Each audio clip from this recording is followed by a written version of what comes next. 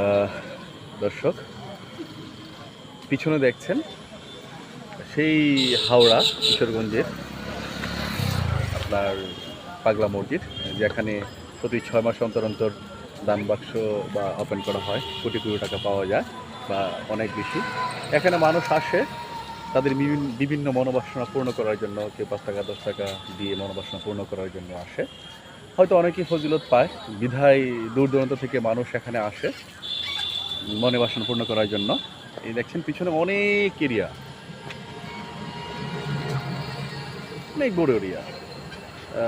এই পাগলা মসজিদের দানের অর্থায়নে মসজিদ চলে, মাদ্রাসা হয়, মসজিদ হয়, আরও অনেক ইসলামিক যে বিষয়গুলো আছে এগুলো মেনটেন করা হয়।